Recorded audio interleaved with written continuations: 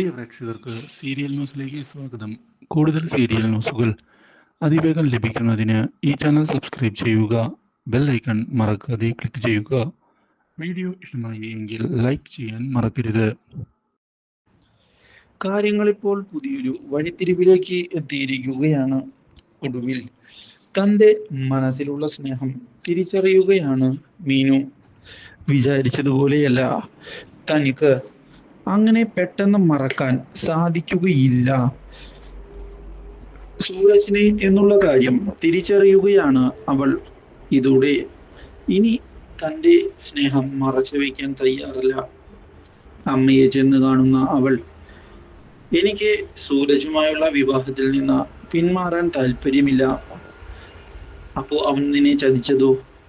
ഞാനത് വിശ്വസിക്കുന്നില്ല. സൂരജിനെ ഞാൻ ഇപ്പോഴും സ്നേഹിക്കുന്നുണ്ട്. അതുകൊണ്ട് തന്നെ എനിക്ക് സൂരജിനെ വിട്ടുപോകാൻ താല്പര്യമില്ല. എടി, നിന്റെ ജീവിതമാണ് തകരുക. ഇല്ല, സൂരജന്റെ ജീവിതം ഒരിക്കലും തകർക്കുകയില്ല എന്ന് എനിക്ക് ഉറപ്പുണ്ട്. അതുകൊണ്ട് തന്നെ ഞാൻ ധൈര്യമായി മുന്നിലേക്ക് പോകാനാണ് ഇപ്പോൾ തീരുമാനമെടുത്തിട്ടുള്ളത്. നിന്റെ ജീവിതം തകർന്നടി.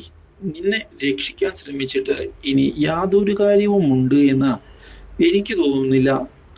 വേണ്ട, ഞാൻ ഇതുവരെ സൂരജ് സാറിന് പറയാനുള്ളത് കേട്ടിരുന്നില്ല. ഇനിയെങ്കിലും അദ്ദേഹത്തിന് പറയാനുള്ളത് കൂടി എനിക്ക് കേൾക്കണം.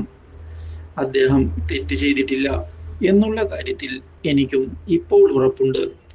ഇതോടെ പാർവതിയുടെ കയ്യിൽ നിന്ന് കാര്യങ്ങൾ പോയി എന്ന് പാർവതിയും തിരിച്ചറിയുകയാണ്. ഇനിയും എതിർത്ത് നിന്നിട്ട് കാര്യമില്ല.